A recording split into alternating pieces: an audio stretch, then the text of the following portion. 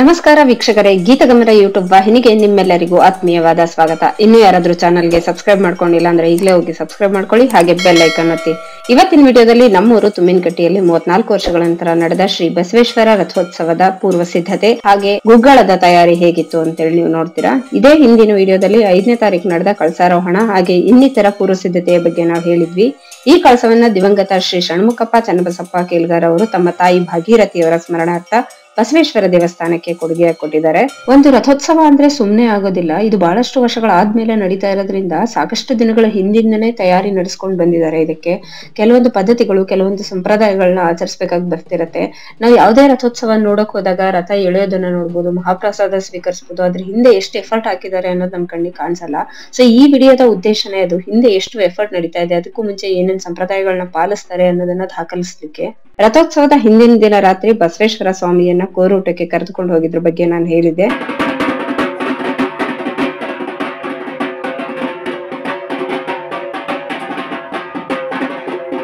ಹೀಗೆ ಕೋರೂಟಕ್ಕೆ ಶೆಟ್ರ ಮನೆಗೆ ಹೋಗಿದ್ದ ಬಸವೇಶ್ವರ ಸ್ವಾಮಿಯ ಪಲ್ಲಕ್ಕಿಯನ್ನ ಅಲ್ಲಿ ಒಂದು ಮಡಿಯಾದ ಜಮಖಾನವನ್ನ ಹಾಸಿ ಅದ್ರ ಮೇಲೆ ಇಡ್ತಾರೆ. ನೆಕ್ಸ್ಟ್ ಅಲ್ಲಿ ಪಲ್ಲಕ್ಕಿ ತಗೊಂಡೋಗಿರೋರು ಅಲ್ಲೇ ಊಟ ಮಾಡ್ತಾರೆ.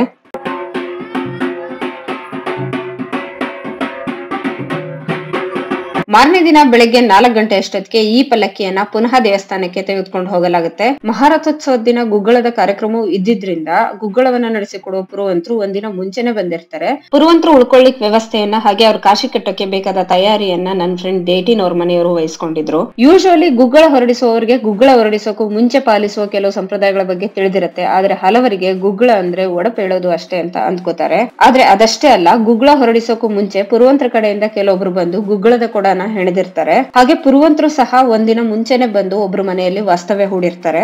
ಅವರು ಎದ್ದು ಮಡಿಯಾಗಿ ಶಿವಪೂಜೆ ಮಾಡೋ ಅಷ್ಟೊತ್ತಿಗೆ ಮನೆನೂ ಸಹ ಶುಚಿಯಾಗಿರಿಸಿ ಅವ್ರ ಮನೇಲೂ ಮನೆ ದೇವ್ರ ಪೂಜೆ ಮಾಡಿರ್ಬೇಕಾಗಿರತ್ತೆ. ಇದಾದ್ಮೇಲೆ ಪುರುವಂತರು ಸ್ವಲ್ಪ ಉಪಹಾರ ಸೇವಿಸ್ತಾರೆ. ಯಾಕಂದ್ರೆ ಒಂದ್ಸರಿ ಗುಗ್ಗಳ ಸ್ಟಾರ್ಟ್ ಆದ್ಮೇಲೆ ಅದು ಮುಗಿಯೋ ತನಕನು ಯಾವುದೇ ರೀತಿಯ ತಿಂಡಿ ಆಗ್ಲಿ ಊಟ ಆಗ್ಲಿ ಮಾಡೋ ಹಾಗಿಲ್ಲ ಪುರುವಂತರು. ಅದಕ್ಕೆ ಸ್ಟಾರ್ಟಿಂಗ್ ಸ್ವಲ್ಪ ಉಪಹಾರ ಸೇವಿಸಿ ಮಡಿಯಾಗಿ ಶಿವಪೂಜೆ ಮಾಡ್ಕೊಂಡು ಅದಾದ್ಮೇಲೆ ಕಾಶಿ ಕಟ್ತಾರೆ. ಅಂದ್ರೆ ತಮ್ಮ ವೇಷಭೂಷಣ ಏನಿದೆ ಅದನ್ನ ಧರಿಸ್ತಾರೆ. ನಂತರ ಅವರು ಕಾಶಿ ಕಟ್ಟಿದ ಮನೆಗೆ ಒಳ್ಳೇದಾಗ್ಲಿ ಅಂತ ಹೇಳಿ ಒಂದು ಒಡಪು ಹೇಳ್ತಾರೆ. ಪುರುವಂತರು ಹೇಳಿರೋ ಎಲ್ಲಾ ಒಡಪುಗಳನ್ನ ನಾನು ಈ ವಿಡಿಯೋದಲ್ಲಿ ಹಾಕ್ಲಿಕ್ಕೆ ಟ್ರೈ ಮಾಡಿದೀನಿ. ನೀವು ಪೇಷನ್ಸ್ ಇಂದ ಕೇಳಿ ಅವ್ರು ಏನ್ ಹೇಳ್ತಾರೆ ಅಂತ ಹೇಳಿ. ಅವ್ರು ಯಾವ ಕಾರ್ಯಕ್ಕೋಸ್ಕರ ಗುಗ್ಗಳ ಮಾಡಕ್ ಬಂದಿದ್ದಾರೆ, ಯಾರ ಮನೆಯಲ್ಲಿ ವಾಸ್ತವ್ಯ ಹೂಡಿದ್ದಾರೆ ಅನ್ನೋದನ್ನ ತತ್ಕ್ಷಣಕ್ಕೆ ಒಡಪು ಕಟ್ಕೊಂಡು ಹೇಳ್ತಾರೆ.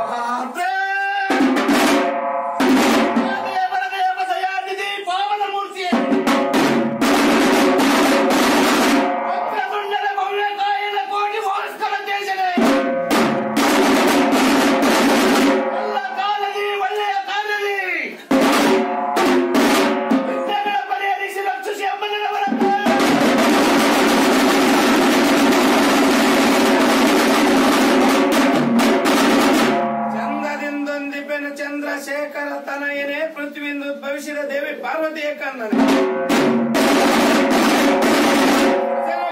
ವರವಿನಾಯಕ ಪೂಜಿಸಿ ನಮಿಪೆ ನಿಜ ಮತಿಯನ್ನು ರದಿತ್ತು ರಕ್ಷಿಸ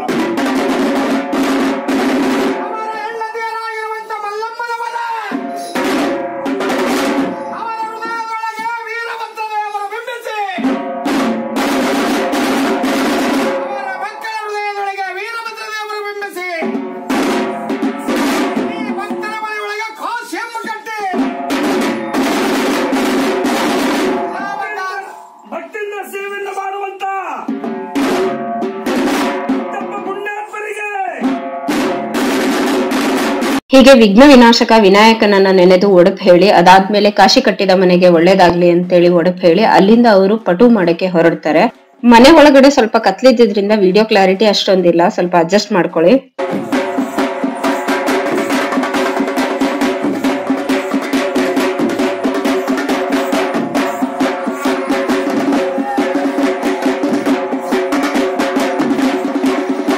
ಗುಗ್ಗಳ ಹೊರಡಿಸೋ ಜವಾಬ್ದಾರಿ ಯಾವ ಮನೆಯವ್ರು ತಗೊಂಡಿರ್ತಾರೋ ಅವ್ರ ಮನೆಯಲ್ಲೇ ಪಟು ನಡೆಯುತ್ತೆ. ಇಲ್ಲಿ ಗುಗ್ಗಳ ಹೊರಡಿಸೋ ಜವಾಬ್ದಾರಿ ನಮ್ ದೊಡ್ಡಣ್ಣನವರಾದ ಶಿವರುದ್ರಪ್ಪ ನಂಜಪ್ಪನವ್ರ ಕುಟುಂಬ ವಹಿಸ್ಕೊಂಡಿದ್ರಿಂದ ಅವ್ರ ಮನೆಗೆ ಬಂದಿದ್ದಾರೆ. ಇಲ್ಲಿ ಅಷ್ಟೊತ್ತಿಗೆ ಇವ್ರ ಮನೆಯಲ್ಲಿ 500ನ ಕರೆಸಿ ಅವ್ರ ಪಾದ ಪೂಜೆ ಮಾಡಿ ಆ ಪಾದೋದಕವನ್ನ ಮನೆಯೆಲ್ಲ ಸಿಂಪಡಿಸಿ ಮಡಿ ಮಾಡ್ತಾರೆ. ನಂತರ ಪಾದ ಪೂಜೆ ಮಾಡಿರೋ ಪ್ರಸಾದವನ್ನ ಕರುಣ ಪ್ರಸಾದ ಅಂತೇಳಿ ಎಲ್ರಿಗೂ ಹಂಚ್ತಾರೆ. ನೆಕ್ಸ್ಟ್ ಗುಗ್ಗಳದ ಕೊಡವನ್ನ ಪೂಜೆ ಮಾಡಿ ಗುಗ್ಗಳ ಸಾಂಗವಾಗಿ ನೆರವೇರ್ಲಿ ಅಂತೇಳಿ ಸಂಕಲ್ಪ ತೊಡ್ತಾರೆ. ಕಾಲಹರ ಕಾಲಹರ ಕರ್ಮಹರ ಕರ್ಮಹರ ದುರಿತಹರ ದುರಿತಹರ ದುರಿತ ದುರಿತ ಪಾಪವೆಲ್ಲ ಪಾಪವೆಲ್ಲ ಪರಿಹರ ಪರಿಹರ ಪೂರ್ವಜನ್ಮದ ಕರ್ಮ ನಿವಾರಣ ದೀಕ್ಷಾ ಗುರುವೆ ಶಿಕ್ಷಾ ಗುರುವೆ ಮೋಕ್ಷ ಗುರುವೆ ಗುರುವಿನ ಗುರುವೆ ಪರಮಾರಾಧ್ಯರ ಪಾದ ಪದ್ಮಗಳಿಗೆ ಶಿರಸ ನಮಿಸಿ ಮನಸ್ಪೂರ್ವಕವಾಗಿ ಬೇಡಿಕೊಳ್ಳುವುದೇನೆಂದರೆ ಇಂದಿನ ಶುಭ ದಿನದಂದು ನಮ್ಮ ಊರಿನ ಸುಖ ಶಾಂತಿ ನೆಮ್ಮದಿ ಮಳೆ ಬೆಳೆ ಸಮೃದ್ಧಿಗಾಗಿ ಶ್ರೀ ವೀರಭದ್ರೇಶ್ವರ ವಿದ್ಯೋತಕವಾದ ಶರಬಿಯ ಮಹಾಗುಗ್ಗಳವೆಂಬ ಮಹಾಕಾರ್ಯವನ್ನ ಮನಸಾ ಇಚ್ಛೆಯಿಂದ ಮಾಡುತ್ತಿರುವ ಕಾಲಕ್ಕೆ ಯಾವುದೇ ವಿಘ್ನಗಳಾಗಲಿ ಕಂಟಕಗಳಾಗಲಿ ಹರಸಿ ಆಶೀರ್ವದಿಸಿ ಉದ್ಧಾರ ಮಾಡಬೇಕು ಬುದ್ಧಿ ಸಾಂಬ ಜೈ ನಮಃ ಪಾರ್ವತಿ ಶಿವ ಹರ ಹರ ಮಹಾದೇವ.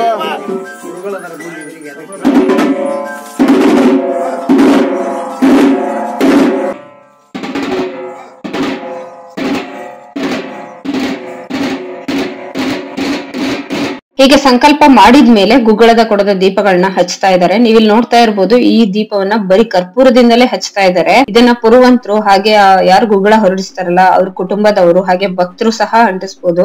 ಆದ್ರೆ ಕರ್ಪೂರದಿಂದನೇ ಪೂರ್ತಿ ದೀಪ ಉರಿಬೇಕು. ಶಿವನ ಅಂಶವೇ ಆಗಿರುವ ಈರಣ್ಣ, ವೀರಭದ್ರೇಶ್ವರ ಎಂದೆಲ್ಲ ಹೆಸರುಗಳಿಂದ ಕರೆಯಲ್ಪಡುವ ವೀರಭದ್ರೇಶ್ವರ ಸ್ವಾಮಿಗೆ ಗುಗ್ಗಳವೇ ಪ್ರೀತಿಯಂತೆ. ಈ ಗುಗ್ಗಳ ಹೊರಡಿಸಿದ್ರೆ ನಮ್ಮ ಮನೆಗೆ ಒಳ್ಳೇದಾಗತ್ತೆ, ನಮ್ಮ ಊರಿಗೆ ಒಳ್ಳೇದಾಗತ್ತೆ ಅನ್ನೋ ನಂಬಿಕೆ ಇದೆ. ಆದ್ರೆ ಈ ಗುಗ್ಗಳವನ್ನ ಯಾರು ಹೆಣ್ಮಕ್ಳು ಮುಟ್ಟೋ ಹಾಗಿಲ್ಲ. ಏನೇ ಕಾರ್ಯ ಮಾಡೋದಿದ್ರು ಗಂಡ್ಮಕ್ಳೇ ಮಾಡ್ತಾರೆ. ಇದನ್ನ ಎಲ್ಲರೂ ಪಾಲಿಸ್ಕೊಂಡ್ ಬಂದಿದ್ದಾರೆ. ಹೆಣ್ಮಕ್ಳು ಯಾಕೆ ಮುಟ್ಟಬಾರ್ದು ಅನ್ನೋ ತರ್ಕ ಇಲ್ಲ. ದೇವ್ರು ಅಂದ್ರೆ ತರ್ಕ ಇರಬಾರ್ದು, ಭಕ್ತಿ ಅಷ್ಟೇ ಇರ್ಬೇಕು ಅಂತ ಹೇಳ್ತಾರೆ.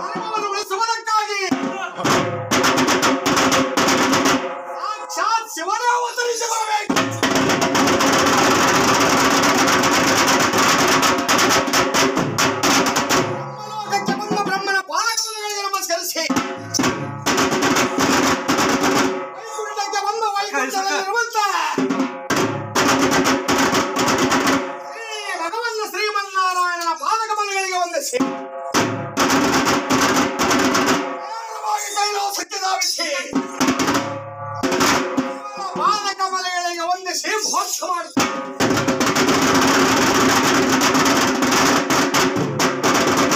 ತ್ರಿಲೋಕ ಸಂಚಾರಿಯಾದ ನಾರದನು ಮಹೋತ್ಸವ ಮಾಡುವುದನ್ನು ಕಂಡು ಎದುರೇನಾದ ಪರಮಾತ್ಮನು ಅರಗಳಿಗೆ ಇಲ್ಲಿ ಧರೆಮೂರು ತಿರುಗುವಂತ ನಾರದ ಯಾವ ಲೋಕಗಳನ್ನು ಸುತ್ತಿಕೊಂಡು ಬಂದಿರುವರೆ. ಲೋಕ ಭೂಲೋಕದಲ್ಲಿ ಜ್ಞಾನವನ್ನು ಮಾಡುತ್ತಿರುವರೆ ಹೇಗೆ?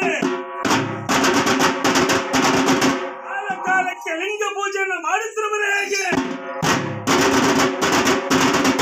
ಅಂತ ಭೂಲೋಕದ ಸಮಾಚಾರವನ್ನು ಬಿತ್ತರಿಸುವಂತವರಾಗಿ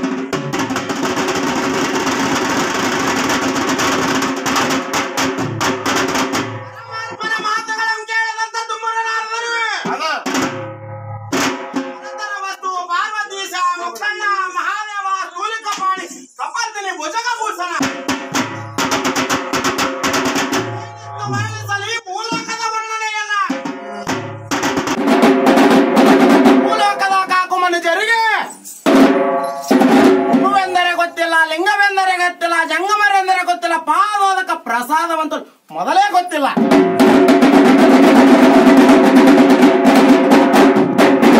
ಯುಗ ಯುಗಗಳಾದ ಕೃತಯುಗ, ತ್ರೇತಾಯುಗ, ದ್ವಾಪಾರ ಯುಗವೇ ಕಳೆದು ಕಲಿಯುಗವು ಸನ್ನಿಹಿತವಾಗಿರುವುದು. ಕಲಿಗಾಲದಲ್ಲಿ ಅಧರ್ಮವು ತಾಂಡವವಾಡುತ್ತಿರುವುದು. ಧರ್ಮವಾಡವಿಯ ಪಾಲಾಗಿರುವುದು.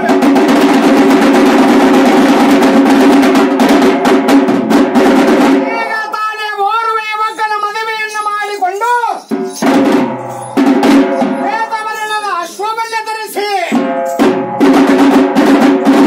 ತಮ್ಮ ಮನೆಯ ಕುಲದೇವರಿಗೆ ಹೋಗುವುದಕ್ಕಾಗಿ ಅಶ್ವದ ಮೇಲೆ ತನ್ನಯ ಧರ್ಮಪತ್ನಿಯನ್ನು ಕುಳ್ಳಿರಿಸಿಕೊಂಡು ಪಡೆದ ತಂದೆ ತಾಯಿಗಳ ಭಯಭೀತಿ ಇಲ್ಲದೆ ತಾನು ಕುದುರೆಯ ಲಗಾಮನ್ನು ಹಿಡಿದುಕೊಂಡು ಮುಂದೆ ಸಾಗುತ್ತಿದ್ದಾನೆ. ಅಂದರೆ ಈಗಿನ ಕಾಕು ಮನುಷ್ಯರು ಮುತ್ತು ಕೊಡವಳ ಬಂದಾಗ ತುತ್ತು ಕೊಟ್ಟವರನ್ನು ಮರೆತ ಹಾಗೆ 9 ತಿಂಗಳ ಎತ್ತು ಹೊತ್ತು ಜೋಪಾನ ಮಾಡಿದೆ. ಅನಿಲ ತಂದೆ ತಾಯಿಗಳು ಈ ಸುಡೋ ಬಿಸಿಲಿನಲ್ಲಿ ಬರಿಗೋಲಿನಿಂದ ನಡೆಯುತ್ತಿರುವರು. ಗುರು ಹಿರಿಯರಿಗೆ ಗೌರವವನ್ನು ಕೊಡದ ಈ ಕಾಕು ಮನುಷ್ಯರಿಗೆ ನಿಮ್ಮಯ ದರ್ಶನವನ್ನು ಎಂತು ತೋರಿವಿರಿ ದೇವ.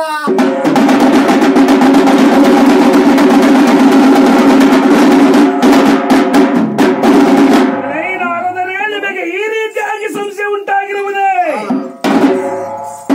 ಭೂಲೋಕದ ನರಮಾನವರ ಪುಣ್ಯವಂತರು, ಅವರೇ ಭಾಗ್ಯವಂತರು. ಹೇಗೆಂದರೆ ಬೆಟ್ಟವನ್ನು ಬಿಟ್ಟು ಗುಡ್ಡವನ್ನು ಸೇರಿ ದೊಡ್ಡ ದೊಡ್ಡ ಮುನಿಗಳು ಹೇಗೆ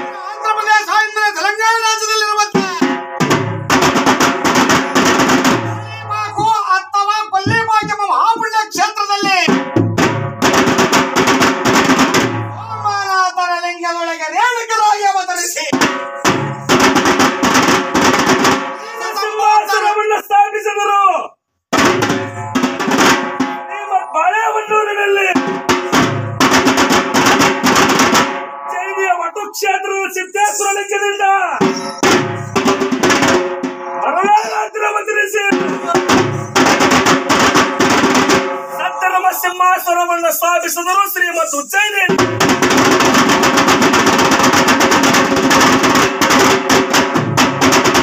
ಹಿಮವತ್ ಕೇದಾರದ ದ್ರಾಕ್ಷಾರಾಮಂ ಕ್ಷೇತ್ರದ ಶಂಕರಲಿಂಗದಿಂದ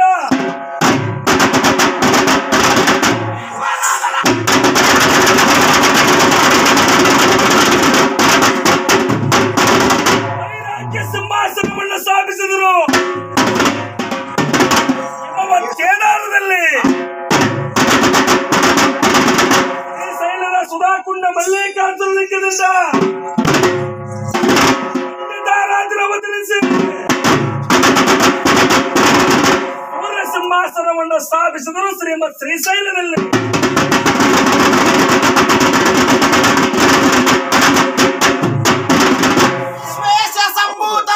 ವಿಶ್ವವಿದ್ಯಾ ವಿನೋದಕಂ ವಿಶ್ವ ಒಂದೇ ಜಗತ್ ಒಂದೇ ವಿಶ್ವಾರಾಧ್ಯ ಜಗತ್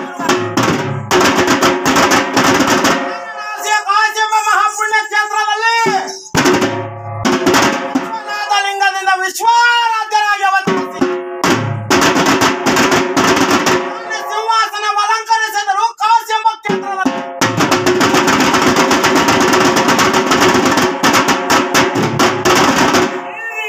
ಶಿವನ ಪಂಚಮುಖಗಳಿಂದ ಪರಮಾತ್ಮನ ಯುಗ ಯುಗದಲ್ಲಿ ಅವತರಿಸಿ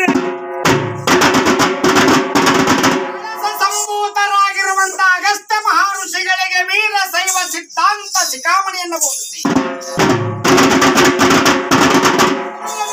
ಲಿಂಗವಂದರೇನು ಜಂಗಮವಂದರೇನು ಪಾದೋದಕ ಪ್ರಸಾದವಂದರೇನು ಮಹಿಮೆಯನ್ನು ಬೋಧಿಸಿದವರಾಗಿ ಕಲ್ಯಾಣಕ್ಕಾಗಿ ಲೋಕ ಕಲ್ಯಾಣಾರ್ಥಕವಾಗಿ ಧರ್ಮದ ಧ್ವಜವನ್ನು ಮುಗಿಲತ್ತರಕ ಸುರದೆ ಕಾಡನ್ನೇ ನಾಡನ್ನಾಗಿ ಪರಿವರ್ತಿಸಿ ಬೇಡಿ ಬಂದವರಿಗೆ ಮುಕ್ತಿ ಮಂದಿರವ ಸ್ಥಾಪಿಸಿ ನಮ್ಮ ಧರ್ಮಕ್ಕೆ ಜಯವಾಗಲಿ, ಮಾನವ ಧರ್ಮಕ್ಕೆ ಜಯವಾಗಲಿ. ಧರ್ಮದಿಂದ ಇಲ್ಲಿ ವಿಶ್ವಕ್ಕೆ ಶಾಂತಿ ಇರುತ್ತೆ.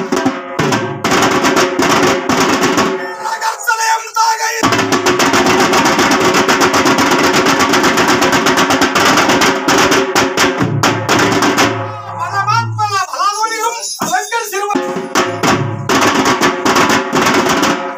ರೈತರ ಉಸಿರೆಂದು ಭಾವಿಸಿ ಬೇವಿನ ರಸವ ಕುಡಿದು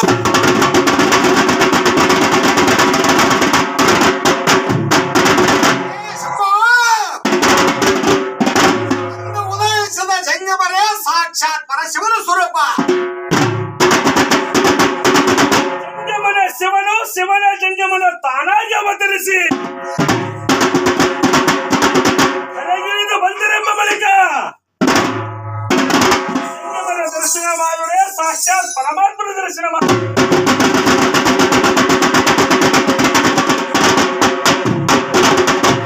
ನರನ ರೂಪದಲ್ಲಿ ಧರೆಗಿಳಿದ ಬಂದ ಕಾರಣ ಗುರುವಿಗೆ ನರನೆಂದು ಲಿಂಗಕ್ಕೆ ಶಿಲೆ ಎಂದು ಕರುಣಿಸುವ ಪಾದೋದಕ ಪ್ರಸಾದಕ್ಕೆ ನಡೆಯುವಂತ ಮಂದಮೂರ್ತಿ ಶಿಖಾಮಣಿಗಳಿಗೆ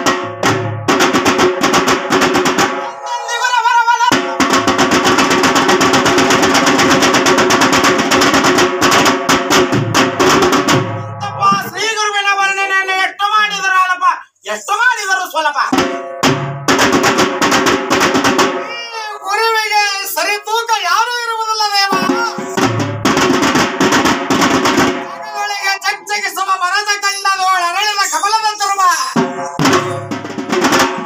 ಕರ್ನಾಟಕ ರಾಜ್ಯದೊಳಗೆ ತುಂಬಿ ರಾಗಿ ರಾಗ ಪುರಾಗ ಪುಷ್ಯಂತಿರುವ ಯಾಲಕ್ಕಿ ಕಬ್ಬಿನ ನಾಡು ಹಾವೇರಿ ಜಿಲ್ಲೆ ತಾಲೂಕು ಮಹಾಪುಣ್ಯ ಕ್ಷೇತ್ರದಲ್ಲಿ 35 ವರ್ಷಗಳ ಹಿಂದೆ ಮಾಡಿದಂತ ಈ ಬಸವ ಜಯಂತಿಯಿಂದ ದೋಸ್ತವದ ಅಂಗವಾಗಿ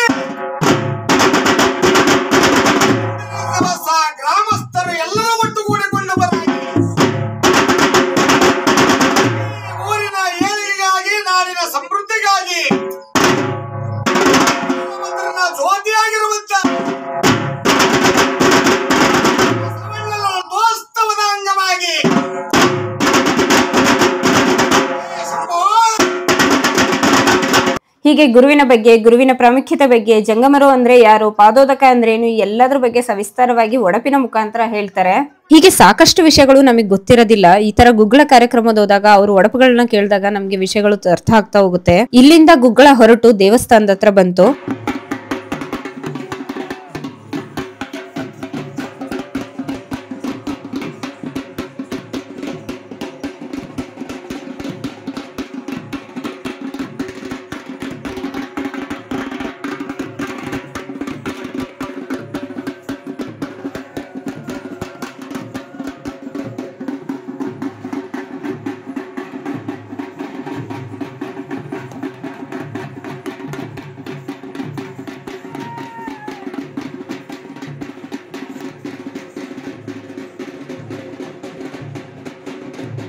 ಗುಗ್ಗಳ ಹೊರಟು ಇನ್ನೇನು ನಮ್ಮ ಮನೆ ಹತ್ರ ಬರ್ತಾ ಇದೆ ಅನ್ನುವಾಗ ಜನಗಳೆಲ್ಲ ಅಂಗಳ ಸಾರಿಸಿ, ನೀರ್ ಹಾಕಿ, ರಂಗೋಲಿ ಬಿಡಿಸಿ, ಹಣ್ಣು ಕಾಯಿ ಇಟ್ಟು ರೆಡಿ ಮಾಡಿ ಇಟ್ಕೋತಾರೆ ಗುಗ್ಗಳ ಬಂದ ತಕ್ಷಣ ಪೂಜೆ ಮಾಡ್ಸಕ್ಕೆ.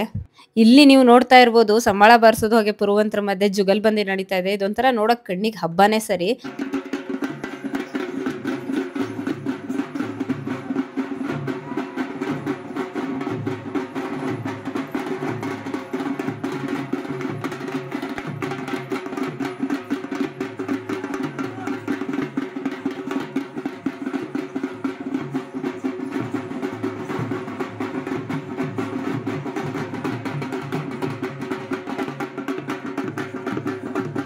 ಇವರು ಒಟ್ಟು 12 ಜನ ಬಂದಿದ್ರು. 6 ಜನ ಸಂಬಳ ಬಾರಿಸೋರು, ಹಾಗೆ 6 ಜನ ಪುರುವಂತರು. ನೀವಿಲ್ಲಿ ನೋಡ್ತಾ ಇರ್ಬೋದು ಅವ್ರು ಹೇಗೆ ಸಂಬಳ ಬಾರಿಸ್ತಾ ಇದ್ದಾರೆ ಅಂತೇಳಿ.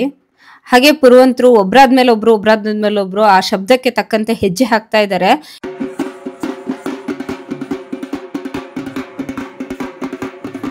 ರಂಗೋಲಿ ಇಲ್ದೆ ಹಬ್ಬನೇ ಅಲ್ಲ ಅಂತ ಹೇಳ್ಬೋದು. ನೋಡಿ, ನಮ್ ಬೆಲ್ಲದ ಪೇಟೆ ಪೂರ್ತಿ ಬಣ್ಣ ಬಣ್ಣದ ರಂಗೋಲಿಗಳಿಂದ ತುಂಬ ಹೋಗಿತ್ತು. ಹಾಗೆ ವೀರಗಾಸೆಯವರು ಬಂದು ತಮ್ಮ ಕಲೆಯನ್ನ ಪ್ರದರ್ಶಿಸ್ತಾ ಇದ್ರು. ಈ ವೀರಗಾಸೆ ಕರ್ನಾಟಕದ ಒಂದು ಜನಪದ ಕಲೆ. ಇದನ್ನ ಶೈವ ಸಂಪ್ರದಾಯದವರು ಹೆಚ್ಚಾಗಿ ಆಚರಿಸ್ತಾರೆ ಅಂತ ಹೇಳ್ತಾರೆ. ಎಲ್ಲಾ ಜನಪದ ಕಲೆಯ ಹಾಗೇನೆ ವೀರಗಾಸೆಗೂ ಸಹ ಒಂದು ಪೌರಾಣಿಕ ಹಿನ್ನೆಲೆ ಇದೆ. ಅದೇನು ಅಂದ್ರೆ, ಪಾರ್ವತಿ ದೇವಿ ತಂದೆಯ ಮಾತನ್ನ ಧಿಕ್ಕರಿಸಿ ಶಿವನನ್ನ ವರಿಸ್ತಾಳೆ. ಆದ್ರೆ ಪಾರ್ವತಿಯ ತಂದೆಯಾದ ದಕ್ಷ ಬ್ರಹ್ಮನಿಗೆ ಶಿವನನ್ನ ಕಂಡ್ರೇನೆ ಆಗ್ತಿರಲ್ಲ. ಹಾಗಾಗಿ ತಾನು ಆಚರಿಸುವ ಯಾಗಕ್ಕೆ ಶಿವನನ್ನ ಹೊರತುಪಡಿಸಿ ಉಳಿದೆಲ್ಲಾ ದೇವಾನು ದೇವತೆಗಳನ್ನ ದಕ್ಷ ಬ್ರಹ್ಮ ಆಹ್ವಾನಿಸುತ್ತಾನೆ.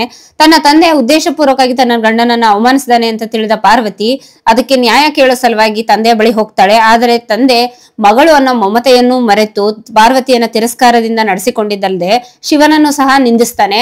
ಹೀಗೆ ತನ್ನ ಪತಿನಿಂದೆಯನ್ನು ಸಹಿಸಲಾಗದ ಪಾರ್ವತಿ ದೇವಿ ಅಗ್ನಿಕುಂಡದಲ್ಲಿ ಬಿದ್ದು ಪ್ರಾಣಾರ್ಪಣೆ ಮಾಡ್ಕೋತಾಳೆ. ಈ ದುರ್ಘಟನೆಯಿಂದ ಕುಪಿತನಾದ ಶಿವ ಉಗ್ರನಾಗಿ ತಾಂಡವ ನೃತ್ಯದಲ್ಲಿ ತೊಡಗುತ್ತಾನೆ. ಕೋಪದಿಂದ ಹಣೆಯ ಬೆವರನ್ನ ಬೆರಳುಗಳಿಂದ ಬಾಚಿ ನೆಲಕ್ಕಪ್ಪಳಿಸಿದಾಗ 101 ಆಯುಧಗಳನ್ನು ಧರಿಸಿದ ವೀರಭದ್ರನ ಅವತಾರವಾಗುತ್ತದೆ ಅಂತ ಹೇಳ್ತಾರೆ. ಮುಂದೆ ವೀರಭದ್ರ ದಕ್ಷ ಬ್ರಹ್ಮನ ಯಾಗಶಾಲೆಗೆ ಬಂದು ಅದನ್ನು ಹಾಳು ಮಾಡ್ತಾನೆ. ಹೀಗೆ ವೀರಭದ್ರ ತೋರಿದ ಪ್ರತಾಪದ ಪ್ರತೀಕವೇ ವೀರಗಾಸೆ ಕುಣಿತ ಎಂದು ಅಂದಿನಿಂದಲೂ ಆ ಕಲೆ ಬೆಳೆದು ಬಂದಿತೆಂದು ಕಲಾವಿದರು ಹೇಳ್ತಾರೆ.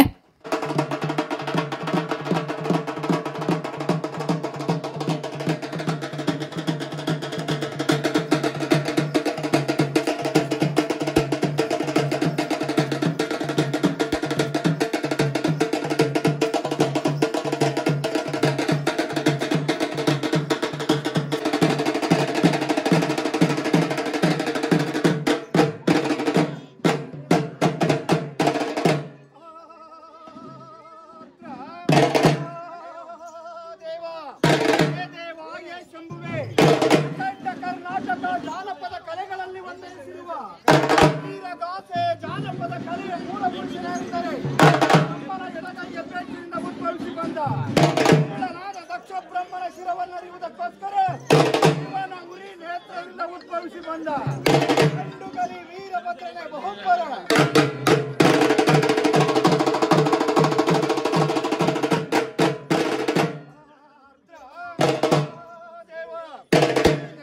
ಸದ್ಭಕ್ತರನ್ನ ಶರಣ ಬಂಧುಗಳೇ, ವಿಭೂತಿ ಎಂದರೇನು?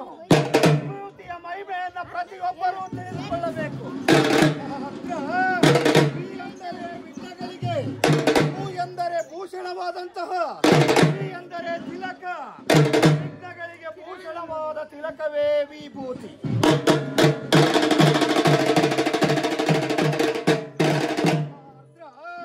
ನಮಗೆ ಯಾವುದೇ ವಿಘ್ನಗಳು ಬರಬಾರದೆಂದು ಪ್ರತಿಯೊಬ್ಬ ಗಂಡಿನ ಹಣೆಯಲ್ಲಿ ವಿಭೂತಿ ಇರಬೇಕು.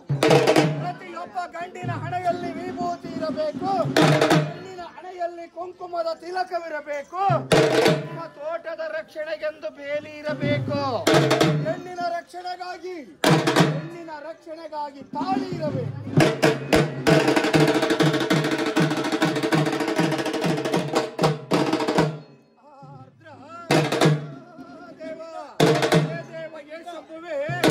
ಎತ್ತೆತ್ತ ನೋಡಿದರತ್ತ ಬಸವ ಬಸವ ಬಸವ ಎನ್ನುವ ಬಳ್ಳಿ, ಎತ್ತೆತ್ತ ನೋಡಿದರತ್ತ ಬಸವ ಬಸವ ಬಸವ ಎನ್ನುವ ಬಳ್ಳಿ, ಎತ್ತಿ ನೋಡಿದರೆ ಲಿಂಗಮಯವಾದ ಗೊಂಚಲು, ಎತ್ತಿ ನೋಡಿದರೆ ಲಿಂಗಮಯವಾದ ಗೊಂಚಲು, ಭಕ್ತಿ ಹಿಂಡಿದರೆ ಭಕ್ತಿ ಎಂಬರ ಸವಯ್ಯ, ಭಕ್ತಿ ಹಿಂಡಿದರೆ ಭಕ್ತಿ ಎಂಬರ ಸವಯ್ಯ. ಎಲ್ಲವೂ ನಮ್ಮ ಬಸವಣ್ಣನಿಂದಲೇ. ಬಸವ ಎನ್ನುವ ಮೂರಕ್ಷರದಿಂದ